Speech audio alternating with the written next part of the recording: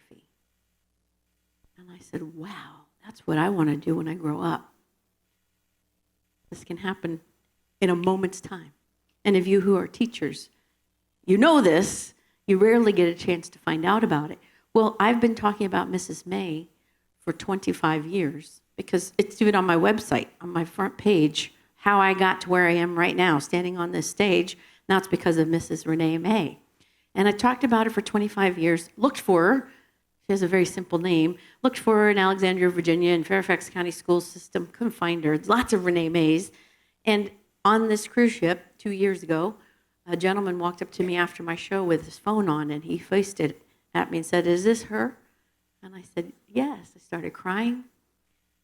And he said, "Well, here's all of her information." He found her. I said, "How'd you find her?" He said, "I'm really good at Google searching." I did not. I tried that already. So I wrote it all down. I went to my cabin. I wrote her a long letter and emailed it to her. Couldn't call her because we were at sea. And then when we got to port 2 days later, I called her on the phone. And she and I cried together that I had this opportunity to find her and to thank her for changing my life as a 10-year-old. The year later, after doing probably 10 or 12 different book reports and career reports on oceanography, I found marine biology. And that's when I decided what I was going to be when I grow up. So thank you, all you teachers, for everything that you do, because you change lives every day. So let's give them a big hand. Really important. You never know. You never know. It's going to change the life of somebody else.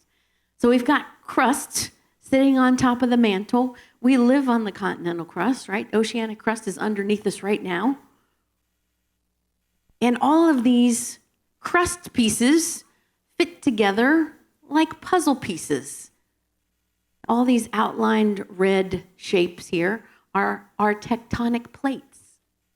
You might have heard that before. Right around the time I was learning about those, the theory was evolving. And I read a story a couple years ago. There was a woman on the ship that went out and studied all this.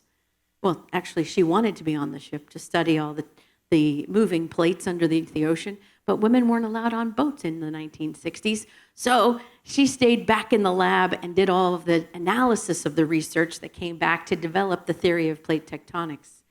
And I learned about it just a few years later in Mrs. May's class. So these plates fit together like jigsaw puzzle pieces. And looking at the names of the plates, I'd like you to raise your hand if you live on the North American plate. Notice they do not share the same shape as our continents, which is a little weird. Raise your hand if you live on the Pacific plate. Yeah, I do. So I live in Southern California right here. And what separates me from the rest of you guys is a little thing called the San Andreas Fault. You see, wherever two plates meet up, there's usually a real big fault. And you can see that this plate actually, the edge of the Pacific plate goes all along the coast of California and off the coast of California into off of San Francisco, up along the coast of Washington, Oregon. It hits Alaska, comes down along the exact profile of the Aleutian Island chain. And then down here along Japan, the Philippines, New Zealand, all those places you hear about having massive earthquakes.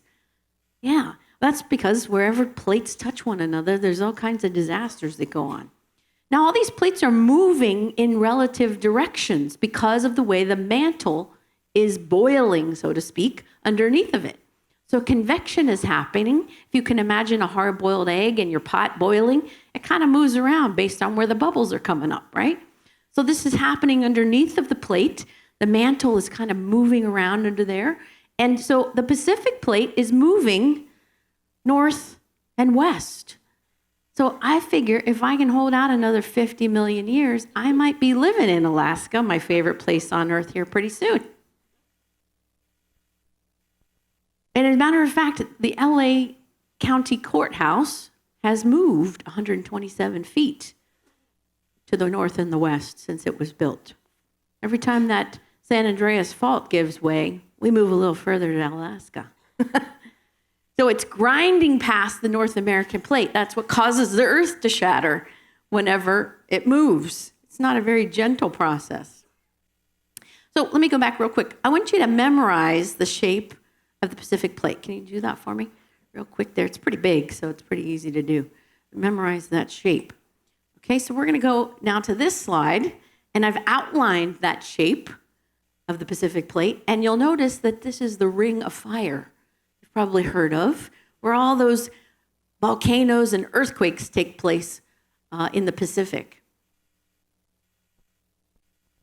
This is a really cool map. It's a picture of the Earth, and every time there's been an earthquake of 4.0 or greater since 1898, a little yellow dot was placed on this map. So the intensity of the yellow indicates how many earthquakes there's been on that map. And you can notice the shape of the Pacific Plate here, right? Look at that. What's that right there? Why are they having earthquakes? Well, let's talk about how these plates hit each other. We have 3 different types of plate boundaries. We have plates that are pulling apart from one another, and this is happening in the Atlantic Ocean, where 2 plates are pulling apart. So what's going to be in the middle? New Earth. Magma's rising to the surface. The Atlantic Ocean is spreading, and new Earth is coming up in between those 2 plates, creating a wider and wider Atlantic Ocean. We have convergent boundaries where 2 plates are pushing together, and one of them has to give way. One of them dives underneath the other one. You got 2 Mustangs pushing head to head, 70 miles per hour. One of them's going to win eventually, run out of gas, or somebody pushes the pedal a little bit harder. So the plate that's losing is actually being scraped underneath the other one, being recycled back into the mantle, melting again. Rock is melting back into the earth. And then we have the transform fault plate boundary. This is what's happening along my coast, where I live, along the San Andreas Fault, where the Pacific Plate is pushing past the North American Plate. And it's not a nice glide. I actually was talking to a geologist once, and he said that someone actually brought up, hey, do you think we could take all that extra McDonald's French fry grease and throw it down in there in the San Andreas Fault? Maybe it'd slide a little easier. We wouldn't have all these big earthquakes. It was actual thought. And they decided, well, we don't know what would happen. Who's going to be responsible for that? We might slide all the way to Alaska in the next earthquake. So these 2 faults are sliding past each other, and it's like pulling 2 pieces of Velcro. Pulling them, trying to pull them apart. Eventually, they're going to just move really rapidly, slip a little bit. That's the earthquakes that we feel, the big ones, right, in Southern California. I was just at home for the 4th of July, my birthday, and I was laying outside on the ground, taping tablecloths to the bottom of my birthday tables for my party, and we had big earthquake. It was a 6.6, I think, that day. But I was laying on the ground for the first time. I've only felt 3 earthquakes in California. I've lived there for 21 years.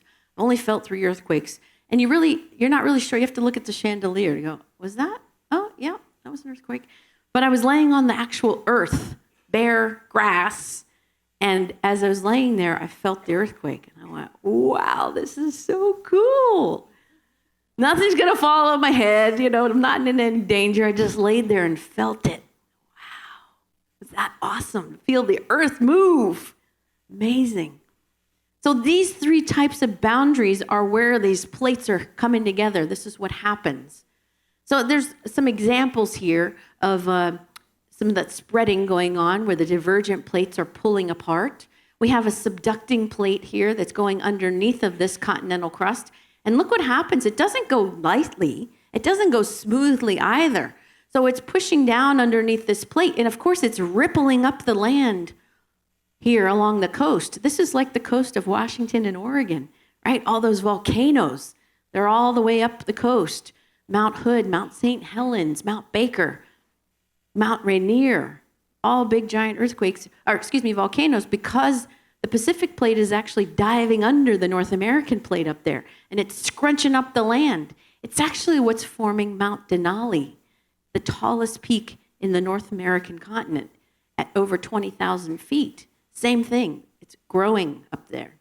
And then over here, we have a plate that's diving underneath, showing the type of volcano that can occur out in the middle of the ocean. This is happening out in the middle of the Pacific Ocean.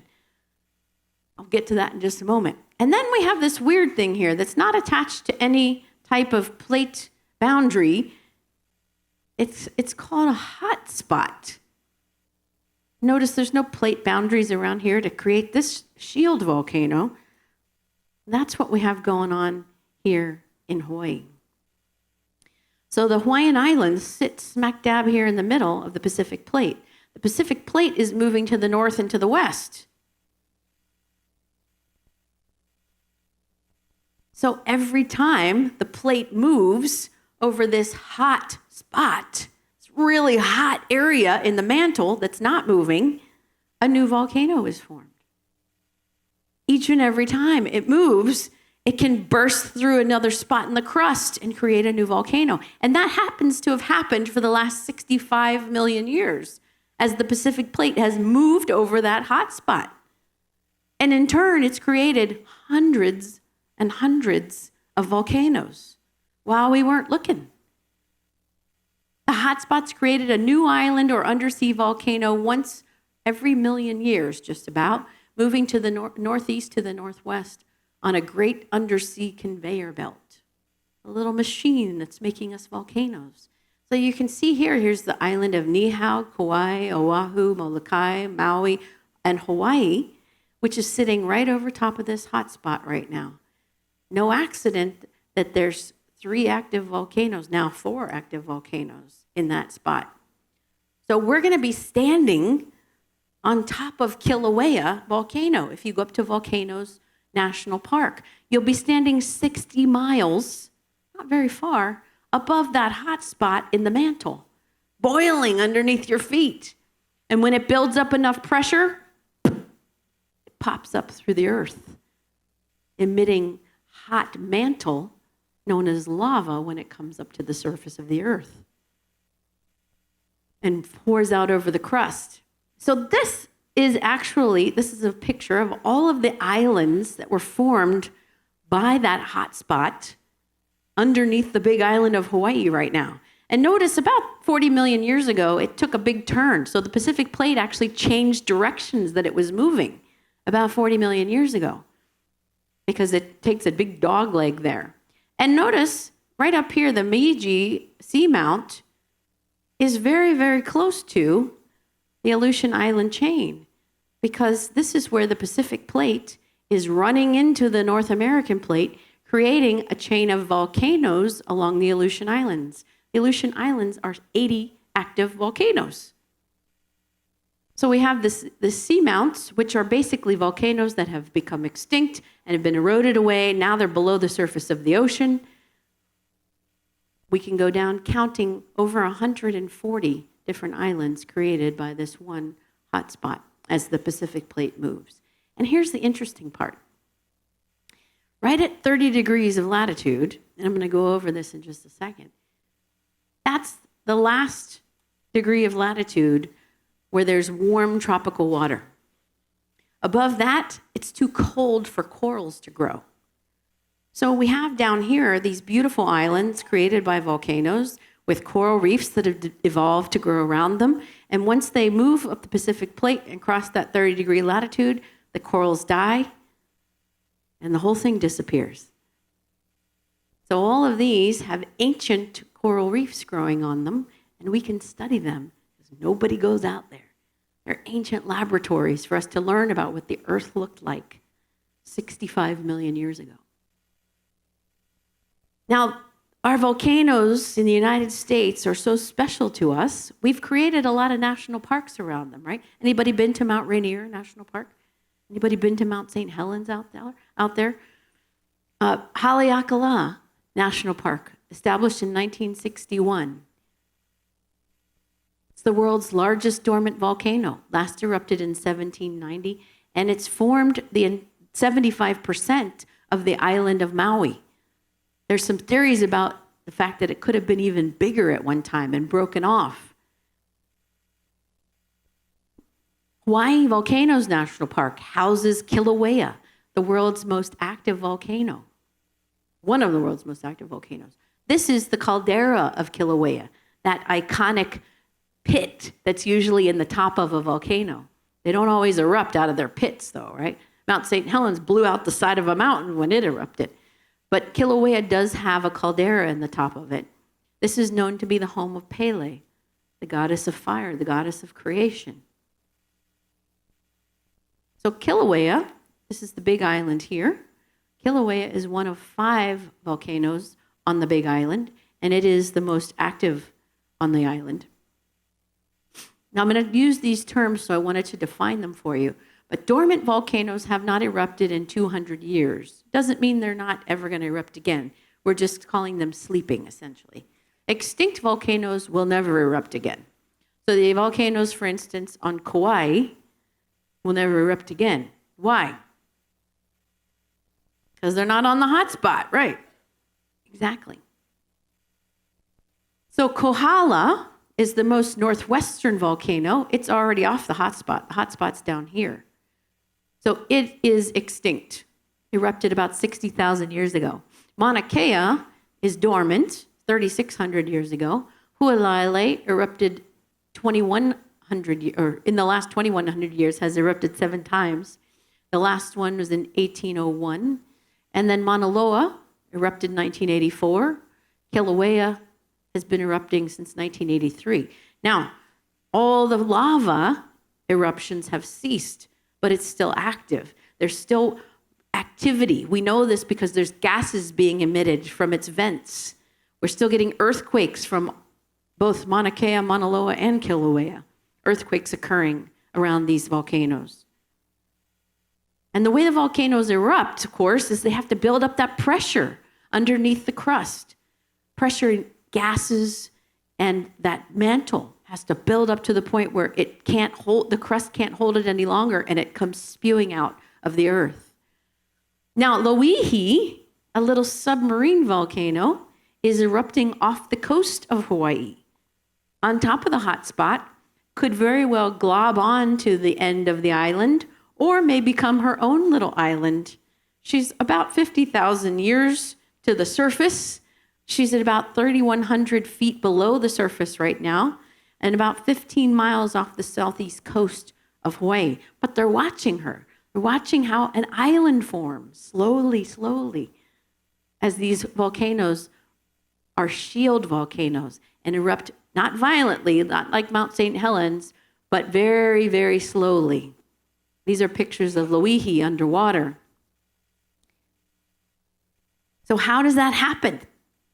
Well, you have a little weak spot in the crust down there, building up pressure. Remember, all that pressure of 3,100 feet of water is also pressing down on it. So imagine when Loihi gets towards the surface and breaks the water pressure, she's going to go crazy, releasing all of her gases and hot lava. So we have here the evolution of a volcanic island, building slowly, slowly, millimeter after millimeter, until it reaches that surface and is able to break the pressure of the water.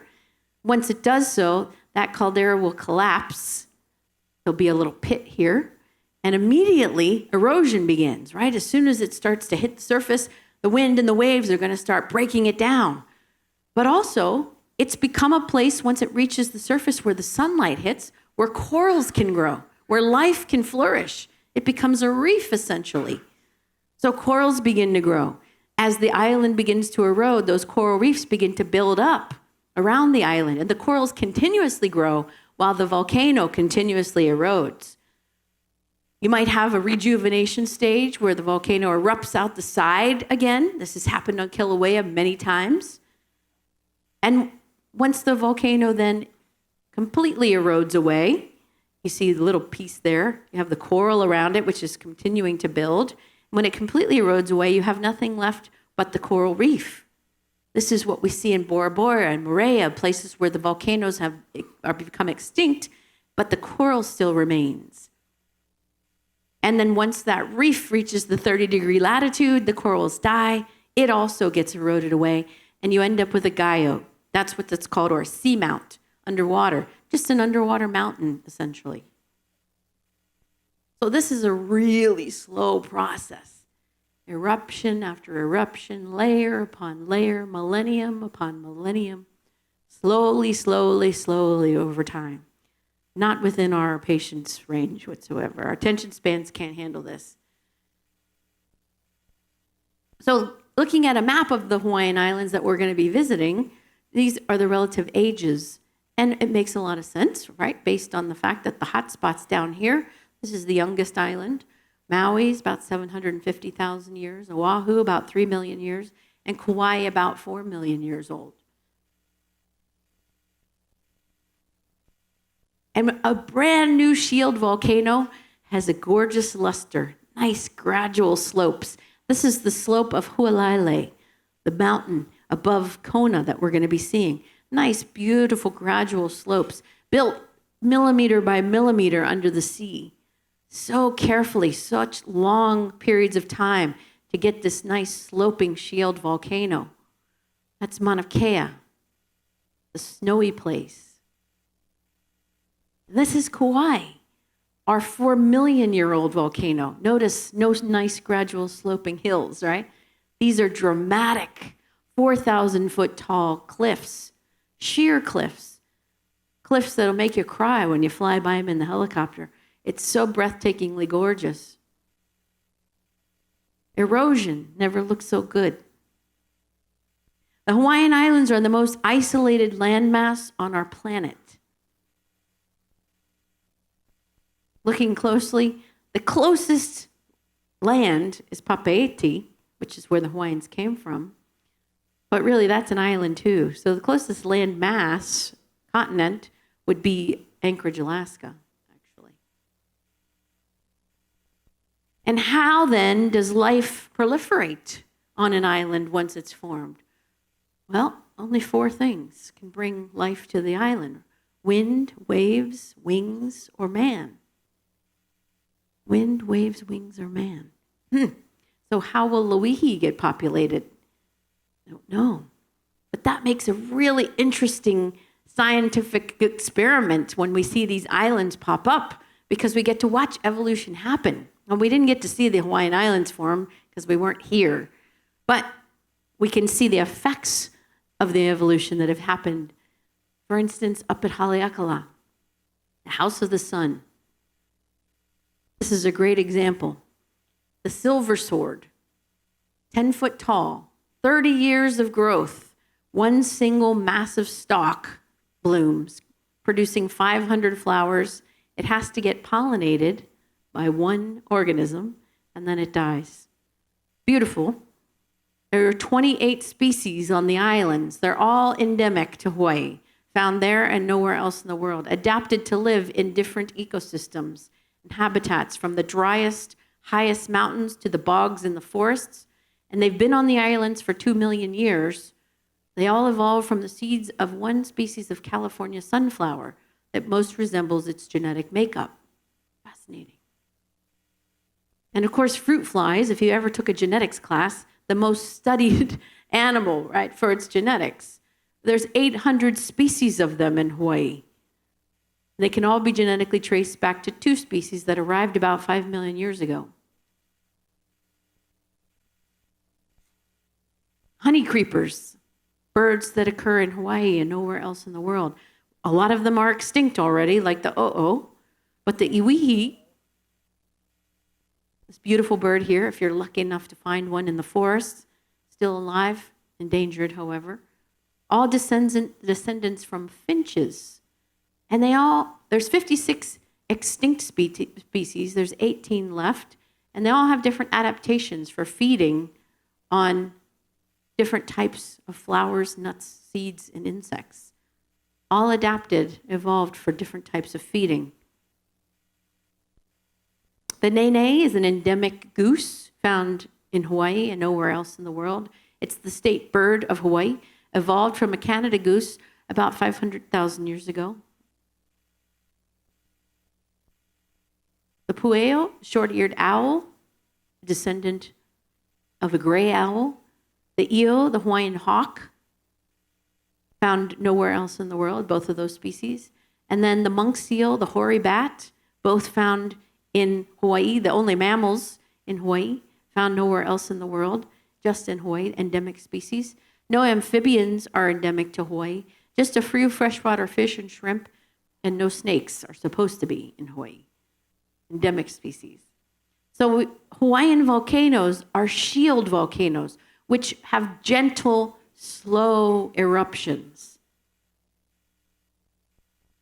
Very large, broad, rounded volcanoes, while stratovolcanoes are much smaller and have steeply sloping sides. These are the ones that have explosive, violent eruptions. Mount St. Helens, May 1980, triggered by a major avalanche, released steam and lava, 1,300 feet of mountaintop fragments in 10 minutes. Steam explosion destroyed 230 square miles of forest and 10 million trees. A gas cloud rose 16 miles into the sky, lasting 8 hours. Fuji, Pinatubo, and Montserrat are all also stratovolcanoes, very violent. The volcanoes of the Aleutian Islands are also stratovolcanoes. March 13th, 2016, this just happened. We have a new island on our globe that erupted out of the ocean off the coast of Tonga and created a new island. Cartographers are in business again. They got to redraw the whole world with a new island on it. This happens regularly. Iceland is known to have, this is actually where this picture's from Iceland. Nobody was there to see the Tongan explosion, but there was a report of a couple of gentlemen that were sailing through the South Pacific. And they woke up on their sailboat in the morning and they were surrounded what looked like of land. And they took pictures of it. It was small little pieces of pumice. Pumice is a very light rock and it floats on the surface of the water, but it's the first thing to come bounding out of a volcano, washing up on the shores of all the surrounding islands. But it looked like they were surrounded by land because there was so much pumice around them. Interesting story. This is the island that was just formed off the coast of Tonga, as seen from space. It's the only thing we could see it with because nobody was there. But one day they took a picture and the next day there was land. Wow. Here's a picture of it from the shores. What do you think is going to be the first thing that grows on that island? Coconut. Yeah. Seed brought by wind and waves. Volcanoes can cause violent weather as well. All that ash and debris that's sent into the atmosphere is charged. Often lightning storms are taking place up there. This is actually a picture from Alaska. There's volcanoes erupting all over the Aleutian Island chain, causing changes in traffic patterns for airplanes. Shield volcano, again, gentle eruptions. Look at this guy down here. You couldn't do that next to a stratovolcano, okay? This indicates a shield volcano. Gentle eruptions. These girls are standing there looking at lava flowing. Now, the media would have us all believe last year when Kilauea was erupting that Hawaii was going to be just destroyed, right? I was getting so mad at the TV. They come on, they go, everyone's got to evacuate. We have to get people out of here. The media was blowing it all out of proportions, of course, because really, as the shield volcano erupts, the lava, people are coming home from work going, oh, poop, the lava's coming. All right, we'll have to leave in the morning. Really pretty slow stuff, generally speaking, as you can see. We have two different types of lava rock formed by the volcanoes in Hawaii. And of course, they have Hawaiian names, Pahoehoe and A'a. Two different looks to them. And I encourage you, while you're driving around the islands, you'll see both of these. If you can, go take a hike out on them. The A'a is much more difficult to hike on. The Pahoehoe is much easier to hike on, but it's very, very sharp, both of them, like glass. So make sure you've got really good shoes on to walk, no flip-flops or sandals. You cut up your feet. But I want you to look at the landscape and know what you're looking at. This is the different flows. We have the Pahoehoe flow here, Pahoehoe flow here, and this is the A'a flow. You can see what it looks like, the way that they flow. Which one's that? Pahoehoe, yeah. Pahoehoe. Beautiful. artistic, only made by nature. Which one's that? Flowing over Pahoehoe, cooled flow. And interesting formations can occur from the flow of lava. Lava tubes, where you can see, this is a famous one in the park that's closed because of structural damage. You can't go in the Thurston lava tube anymore. But you see lava flowing underneath of cooled lava. This is creating a tube so that when it's all cooled, there'll be a tunnel in there. As a scuba diver, this is what I want to dive in. When I go diving in Hawaii, I want to dive in the lava tubes that are underwater. Lots of cool stuff in there. Hawaii's hot lava is the hottest on Earth. It burns at 2,000 degrees Fahrenheit. And Pahoehoe can travel at speeds up to 30 miles per hour. So this is a river of lava, moving very fast, which it can do down the slopes. And not only mantle is being ejected out of the crust, but gases from the inside of our Earth. Gases that for 10, 12 years were plaguing the people of Kona. I have a friend with respiratory issues. He decided to move to Kona. Bad idea. Because every day they had lava haze, which was a mixture of carbon dioxide, steam, hydrochloric acid, sulfur dioxide, and hydrogen sulfide attaching to water vapor. And the air smelled bad. It looked like smog every day for about 10 years. After the volcano stopped erupting, you can see the tops of the mountains now. He's been waiting 10 years to see it. So pressure regulates the height of the lava and how fast it's coming out of the top of the hole, wherever it's made. So we have, if anybody got to see, about 4 years ago, the lava was flowing directly into the ocean. Well, you can imagine 2,000 degrees meeting 72 degrees. There was explosions happening right where the lava would hit this cold ocean and cause these tephra explosions. They wouldn't allow anybody down there near the water, of course, as new earth was being created on contact with the water. Now, this might sound obvious, but should you, and you will if you go to Volcanoes National Park, find open holes in the ground with steam coming out of them. It's not an opportunity for a facial because they contain deadly gases. So don't breathe it in. You might just fall over and not get up, especially if you're by yourself. So stay away from the vents. It might seem like, hey, that's a good idea. Let's go look in there. Put our heads in and take a look. No, don't do that. Those gases will kill you in some cases. Carbon monoxide is one of them as well. So let's talk about some of the eruptions that have occurred in Volcanoes National Park. Now, I was in the national park about 4 months before their latest eruption occurred in 2018. And I went to the Jaeger Museum, which is now closed because of structural damage from all the earthquakes. And I was talking to the ranger.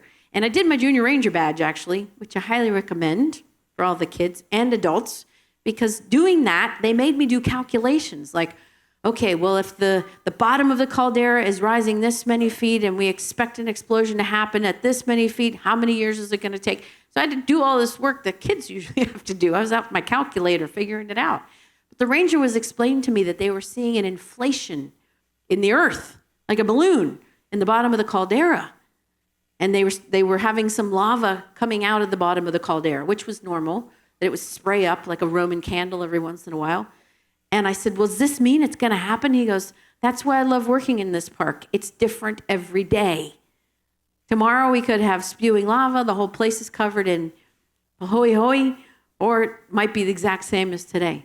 So as volcanoes start to build up that pressure, you see an increase in the frequency of earthquakes. And they were seeing a lot of earthquakes happen. There was a seismograph in the Jaeger Museum on top of Kilauea, and it was going off. Now, Hawaii has regular earthquakes anyway, but there were more happening. Just about 2 months ago, there were 900 earthquakes a week happening around Mauna Loa. Eek. So earthquakes are a regular thing. Tremors were occurring. And you started seeing a tilt in the land. It was starting to inflate on one side and deflate on another. That's weird. That's what they were seeing up there on top of Kilauea, but they didn't know when it was going to happen. They just knew it wouldn't be explosive, right? Because it's a shield volcano. They literally have a visitor center within 300 yards of the caldera. So that gives you an idea about this, how they think the safety of the whole thing is.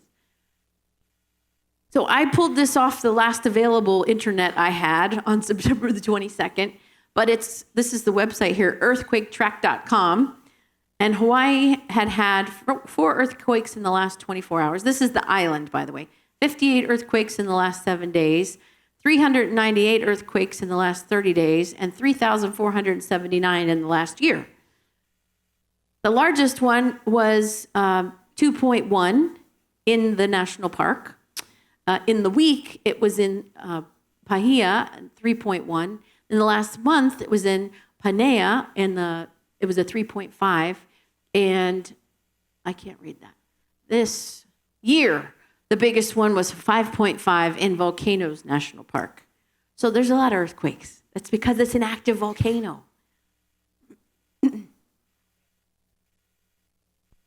What? Oh, yeah, Tom made a good point. If you've never been in an earthquake, you can't always feel them. You really wouldn't feel it unless it's at least a 4, high 4s. So don't get too scared about that. Yeah, thanks, Tom. Everybody would have stayed home from the national park. All right. So let's talk about the activity on that Kilauea. So Kilauea's right here, the volcano. The visitor center is right next to it. And so you would think in a traditional volcano, a stratovolcano, all of the activity would be coming out of the caldera in the center. No. In 1983 to 1992, we had a big hole, gash, a rift zone coming out. Volcano lava was flowing into the ocean down this path, covered up Kalapana, a big neighborhood down here. From 1997, or one day in 1997, there was a big eruption just out of the side of the mountain right here. And in 1992 to 2017, we had this big eruption. Pu'u'o'u this region was erupting. And that's where I got to go and stand out on the lava bed there that was brand new earth that had just been formed in 3 months before that I was there. It cooled. I was standing on solid new earth, watching lava flowing into the ocean and creating explosions. And then that kind of stopped because our ship went by it one year and we got to see that activity. And then the next year it stopped. And then 4 months later, we had the eruption in this zone here. 1,000 miles deep, 65 miles long, lava was flowing through this region, the East Rift Zone. Pu'u'o'u began in 1983. It was the longest lived rift zone eruption in the last 2 centuries. Magma covered an area of 45 square miles and added 230 acres of land to the southeast coast of Hawaii. The coastal highway has been closed ever since. So here's some of the destruction from that flow. As I said, it covered up a neighborhood there. 2017, when I was watching the rift zone erupt and flowing into the ocean, you could see this fire coming down the mountain, the flow of the lava going into the ocean with the magnificent explosions.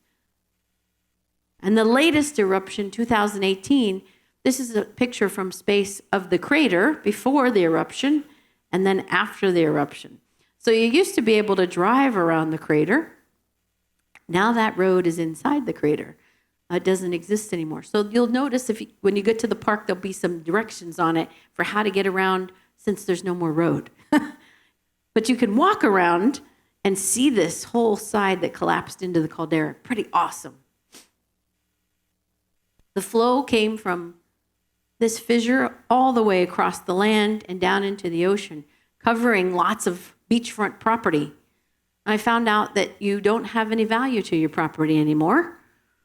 It's a big zero. It goes in the books. There's no insurance if you live in Lava Zone 1, and all these homes are in Lava Zone 1.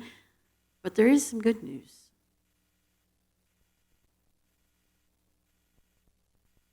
So this was a picture as the lava was flowing, approaching the coastline and this big neighborhood here of multi-million-dollar homes. There's that pool you were talking about the other night down here along the coast. Gorgeous tide pools and warm springs. And there's after the flow hit the ocean. 760 new acres of land in Hawaii.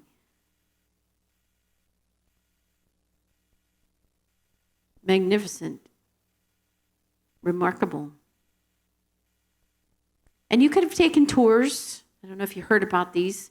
You can go out there on commercial boats and watch the lava. One of the days, though, this explosion, as I said, this explodes. 2,000 degrees meets 72 degrees. Explosion blew out the side of a boat. People were hospitalized. So the Coast Guard was out there constantly telling people, please stay away from the dangerous hot stuff. Take a look at this picture. Helicopter tour. Wowza. So huge masses of cooled lava rock have created a new landmass at the point at which rivers of red-hot lava splashed into the sea for nearly 3 months. 760 acres of new land, new oceanfront property. You still own your old oceanfront property, but now you have to buy the land in front of it too if you still want to be on the oceanfront. But good news is it's really cheap. You can buy lava fields. You can buy property. And on the old lava eruptions, I took a hike across the fields, and there were houses, tiny houses being built. Now, you can't drill down into that. So you've got to bring in all your water and, of course, tote out all your waste. But it is possible, and it really is cheap. I think it was like $50 an acre or something. So you can have pretty cool property if you're willing to live on black rock.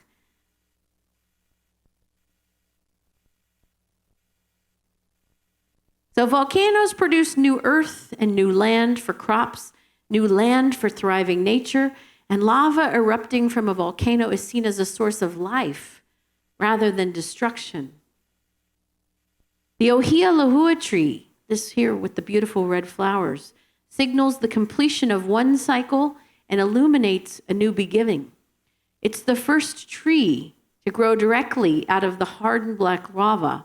Its beautiful red flowers are called lahua, which means flowers sacred to the gods in the Hawaiian language. So this lava field is obviously a little older, maybe 50 plus years in order to get these trees to grow. The first things to come up are smaller, more simpler plants like ferns. But you can see the evolution of what was destruction into creation right before our eyes. Paradise, the Hawaiian Islands, sprung from the lava of volcanoes. I hope that you enjoy your visit to Hawaii. Enjoy your visit to the volcanoes. Mahalo, everyone. Thank you for coming. If you have any questions, I'll be down here on stage.